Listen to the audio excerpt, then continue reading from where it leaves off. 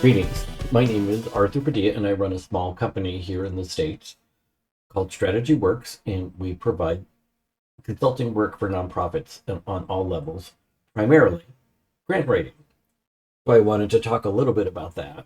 I will let you know that I've been writing grants for probably about 30 years now. We've seen a number of changes in the larger scheme of things.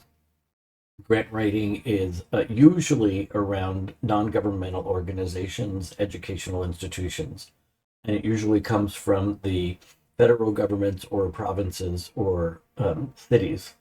And we've done a little bit of work in Canada and some number of cities, and we do a lot of work down in the States. And that's our primary area of focus for sourcing dollars and looking for dollars that's in the States. We have done a little bit of work with Alberta in getting some grant money from that area. No, actually not getting it. We applied for a couple of grants up there. So with that in mind, there's a lot to consider when you're starting to do this work. And in our current work, the majority of what we do, almost everything that we do, is prospecting. Takes a huge amount of time to look and find something that meets the criteria that you're looking for.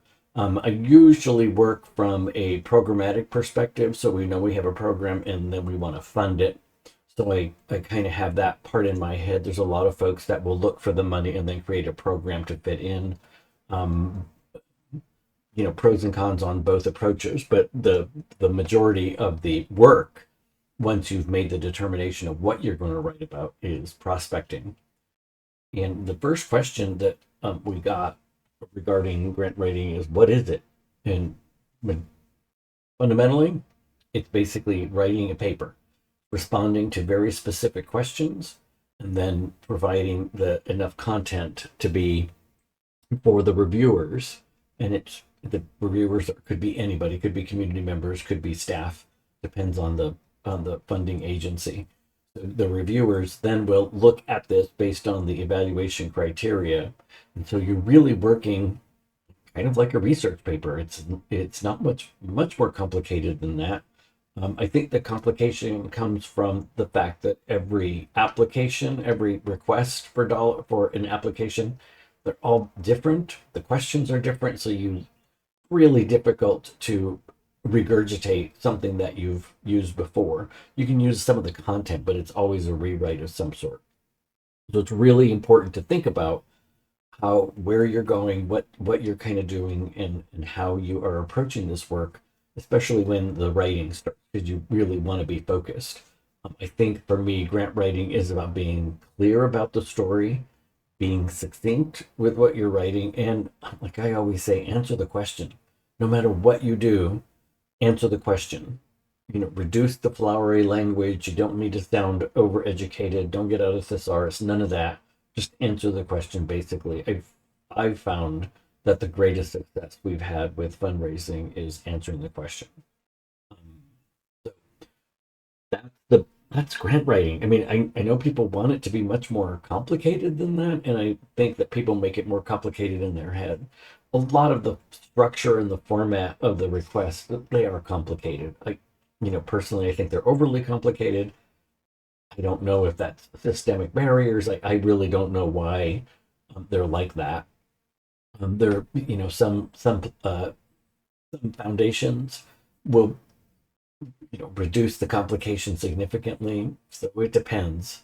It depends on all of it. So, but grant writing is responding to those questions and then doing everything you can to get the answers quickly. And I think that the best exercise that we do with nonprofits or educational institutions is we work with them to develop this kind of, we call it a case statement, but for me, it's a really large proposal. It's modeled after a number of federal projects here in the States. And so, they're very complicated. but I work with an agency to develop that. It's kind of like a handbook, then you can use all of that data. And there's data around evaluation, there's data around programming and process. All of that data is relevant when you're writing your grant. So again, what is grant writing? It's research, putting all that stuff together and writing a paper. See, some of them are 100 pages, some of them are 12, and everything in between. Anyway, so that's the first question. The second question that is important, I'm going to pop that in, is what are the secrets? Everybody that I've spoken to in the past few years, one of the questions that comes up regularly is, what's the secret? Where's the magic? And there isn't any. It's hard work. It's difficult work because every single proposal that you are writing is responding to a select set of criteria. So every foundation that I have, while there's some similar questions, like, what's your background, what's your organizational history, the majority of them are specialized questions. How will you respond to the scope of work that we're asking for? What is your strategy? What's your timeline, and how much does it cost? Those are the basics. So the secret is read every line and answer every question.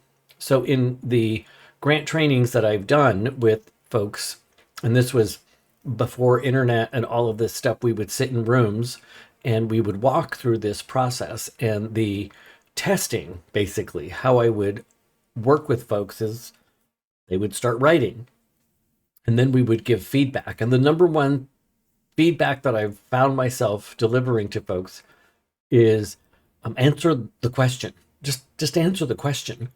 It's important to modify any kind of flowery language that you want to put in there.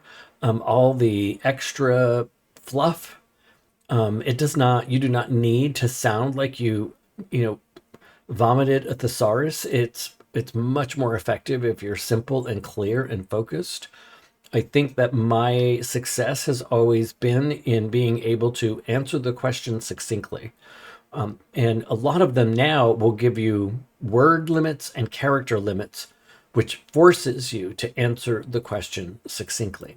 It's important to remember that most of the folks that are reviewing these grants, especially for state, county, and federal grants, most of the people that are reviewers are community members. They're not government staff. They're not experts in this. They might be experts in their own field. And you are given a proposal. You go through the proposal and you respond to the writing based on the evaluation rubric. It's not that complicated. However, it's very complicated if the writer does not follow the instructions correctly or is all over the map and you can't really gauge what they're saying. I remember doing one for the Substance Abuse and Mental Health Services Administration, SAMHSA. I participated as a reviewer, and I think I had four big proposals to review, and it was very complicated. The writing was terrible. They never answered questions. They would go round and round because they didn't have an answer. Basically, they were just trying to make it up. And you could tell that there were 4 or 5 different writers, so it wasn't cohesive. All of those were problematic as a reviewer, and that particular experience being a reviewer was probably the most critical. So if you want to learn really well, get yourself on a reviewing committee if you can. Even doing it once answers a bunch of questions about what people are doing and why they're not getting funded. So that's the secret, that there is no other secret. If you've written any kind of research paper, or an essay, that you answer the question. And I tend to be an underwriter, if you will, or I write less than most folks. I will edit my stuff a lot in order to get it the most succinct and answer the question. And that is probably the most critical thing that I've had to have people learn with regard to grant writing. And the other question that's come up recently, and this is probably the most important for new grant writers, especially in the age of AI, is how do you use it? So it's really important to know that if you're a reviewer and you read something that was produced 100% by AI without any review or anything of that nature, you can tell. I mean, I can just tell. And then if you do an interview or have a conversation with them, they will not be able to answer most of the questions because they didn't write it. So with AI is a really excellent support person. For me, it's the typist, right? It is it's great for doing searches or to get some data around the need that you're attempting to address. So again, if it's education and it's specific education, you can find out what's happening. With AI, I'm very careful. So I will do certain things. One, I always ask for sources from AI. So they will and usually it'll find reasonable sources, and then I make a determination based on what it said and then the sources that are related. I don't ask it to generate anything, so I'm not throwing something at it and say write a proposal. I don't ever do that. It doesn't work. So what I do is front load it with what I'm asking. So if I'm using AI, they will get the RFP. They will get several of the proposals that I've written in the past. Whether or not they were funded, I will use those proposals because it gives a lot of data that you want the AI to use rather than making it up, because it'll make it up if you don't use the right thing. I will I will walk through the process with an AI tool in a very structured approach. I use a very structured approach. So I will take the first question, I will respond to the first question, and then I will put that in AI, and and together I'll use the tool to create a better sounding process, maybe answer some questions like the AI will ask, what does this mean? Or I don't understand this, or can you add some more information? Or this doesn't make sense, that kind of stuff. So that's how I use AI, and it's able to edit very quickly. So I can pop in my response, hit return, it'll give me its revision. I will read that again, write it. I will do my revision. I will copy and paste it back in there. I don't ever ask it to generate an actual document because it does not do that well. It's not a great document developer. I do that manually. So everything I do with regard to responding to an RFP is put into a Word document or a word processing document of some kind, and then I will walk through. And I use a very iterative process. Maybe I'll ask 3 or 4 questions. We'll walk through 3 or 4 of the bigger questions. I'll get it all written out. I will format it, do basically a good first draft, and then I will re-upload that into the AI so that it's at least maintaining some consistency with regard to the information. And I also, again, I front load it, so it's important to note what you're front loading it with. So if I'm writing a proposal about, let's see, what was the most recent one was about behavioral health management. It was a grant management proposal. So we were asking if we could help manage the grants that they have given and provide technical assistance to the nonprofits who receive the money so that they can fulfill the contract obligations well. That's mostly what I do for a living, is working in those arenas. So I will give a couple of the proposals that we submitted that were funded, and then I will give a couple of proposals that we submitted that were not funded. I also will give them have a resume for the company that I work with. So it's not really a resume, but it's formulated or structured the same way. I will throw all the resumes of all of the team members that I want so that they're using relevant experience. And so all of that is front loaded before I even start asking questions about how are you going to respond? And then again, the other piece that's really important is that no matter what the question is, I will do the first response, even if it's terrible. Sometimes I will even just talk it out and say, okay, this is my response. This is what I'm thinking. This is what I think we should put in here, blah, blah, blah, blah, blah. Let it write its thing and then say, okay, you missed the point. Let's do that again.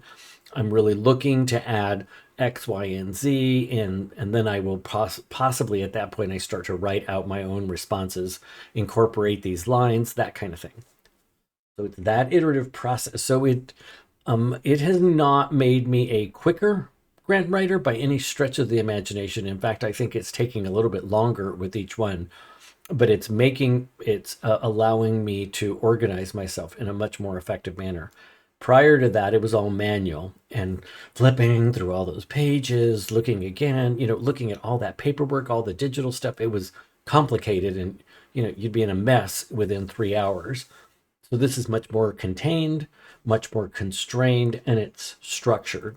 Again, it depends on what AI you use. I've tried most of them, and they're pretty much the same. They all operate the same. There are some that I absolutely do not use, but I will use ChatGPT. I've used Copilot, and there is one other one that I've used. I can't remember what the other one is. It's Google's, Microsoft's, and then ChatGPT, OpenAI's. So that's my story. The reality of this is you should have a ton of questions based on what I've just kind of spilled out. And what I will do is, once I get all of your questions that you pop into a discussion post, is my guess is how that's going to work. I will take all those questions, and then it will respond to each one very similarly so that we can follow up on that. And it'll be another 10-15 minute video. So I hope that helps. Hope that answers some questions for you, and good luck.